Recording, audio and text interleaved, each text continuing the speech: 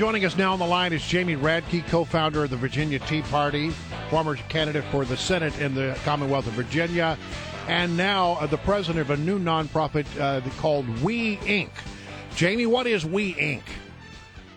Well, I've started a nonprofit to try to give a voice to the younger generation, the 30 and 20-year-olds, who have a lot riding on the next couple of decades and need to have a voice out there in the public policy arena. All right, good. Well, we wanted to bring you in today because there's a lot going on in the Commonwealth. First of all, you got a new governor, a Democrat, Terry McAuliffe. He's been sworn into office. And then there's this talk about Ed Gillespie, a noted Republican who might run for Warner's. Actually, looks like he's going to run for Mark Warner's seat. How do you feel about that candidacy there, Jamie? Yeah, I guess he's taking his cue from Terry of consultants running. You know, it's an interesting. It's going to be an interesting race. I mean, there's a lot of people that are supportive of Gillespie because they are concerned about a number of the races where we haven't been successful as a Republican Party, and they think that Gillespie can raise the money in order to be competitive with Mark Warner. But on the other hand, we have to ask ourselves whether or not, are you happy with Washington, D.C.? Are you happy with how politics happen up there? And Ed Gillespie has been a part of the D.C. group, and he's a major national political consultant behind many of these politicians that we have struggled with in their policy making. Well, one would argue he knows how to win, and some of the candidates that have been put forth by Republicans of late have not been able to win. Well, that's true, but neither have people like Mitt Romney won either, right? And the George Bushes and those types. So, I mean, we have it on both sides, on the conservative side as well as on the establishment side. The difference is finding a candidate, no matter their political philosophy, no matter what side you're on, you have to find a candidate that can articulate your perspective and as well as raise the money. And sometimes it's very difficult to find both. Pretty sure George Bush won there, Jamie Radtke. Talk to me. Who do you have in mind, if not Ed Gillespie, who would be a good candidate to come forward for this Senate seat? This should be a great year for Republicans. It's always a good year in an off-year election. But you've got Obamacare here looming. And let's face it, Senator Warner was the 60th vote that gave Virginians and the rest of the country Obamacare. Well, let's not make any mistake. Taking on Mark Warner is going to be a huge task. All polling has shown that he has a 58 to 61% approval rating in Virginia because people are not awake yet to the fact that he's voted with Obama over 95% of the time. But with that being said, I mean, there are two conservative candidates that are running. They're both actually from Northern Virginia. One is Shack Hill and one is Howie Lind.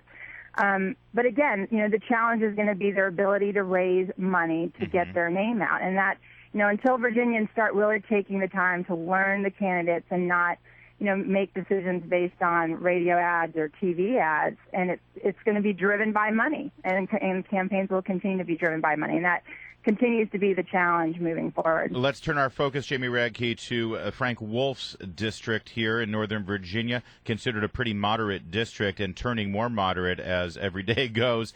Frank Wolf, after so many years, has announced his retirement. Right now you've got two candidates. You've got Barbara Comstock, is recognized as an establishment figure in the Republican Party in Virginia. And then, of course, Tariq Salahi is running as kind of I'm not sure what his platform is. Actually, he's got sort of an independent-minded, socially liberal, but fiscally... I would say socially liberal, but more fiscally conservative. Right. What do you think? Allegedly. What do you think of that seat and how that election is shaping up?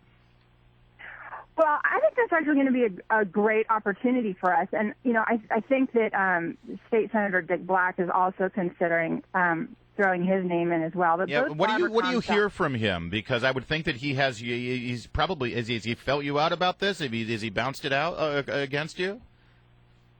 I have not spoken with him personally, but I saw a news interview that he did that indicated that he was going to get in. Both Barbara Comstock and Dick Black are great conservatives. And you're right that Barbara has ties to the establishment, but she's been a very phenomenal, independent conservative voice. She's always voted very strongly as a conservative, but always served her district well. The only thing I would say, either one would be great representing the Republican Party, but given where we are in the state Senate, I would really hate to lose Dick Black's vote in the state Senate, given where we're going to be in state politics. Oh, that is a great point. Dick Black stepping down could actually swing the Senate firmly into the Democrats' hand instead of the very, very tight balance that it is right now. Exactly, and that could be. And we know we're going to be facing some very big votes from Terry on Medicaid expansion and some other things coming down the pike, and we really need to have all the votes we can muster in the state Senate. Well, he's only been in office a few days, but what's your assessment of Terry McAuliffe thus far? Well, down here in Richmond, it was a dark, rainy, gloomy day on the inauguration, and I was hoping that was not going to be a foreshadowing of the next 4 years in the McAuliffe administration. It was interesting because he was talking about compromise and going to the middle, and then in the same exact speech, he threw out every single controversial social issue he could. So it was sort of speaking out of both sides of his mouth. I will say that the only thing that I heard that I agreed with him on was the need to reform SOL. This teaching to a test has been miserable, and I still think that teachers need to have some sort of accountability in their performance. Right. But clearly, the SOLs need to be modified so that they work for the student and the teacher. Well, there you go. Then we find some agreement there with the new governor, with Jamie Radtke. There we go. Who would have thought that? You can say you heard it. You There heard it here. And hell will freeze over next week. Jamie Radtke, always a pleasure to have you. Thanks, Jamie. Thanks. Have a great day.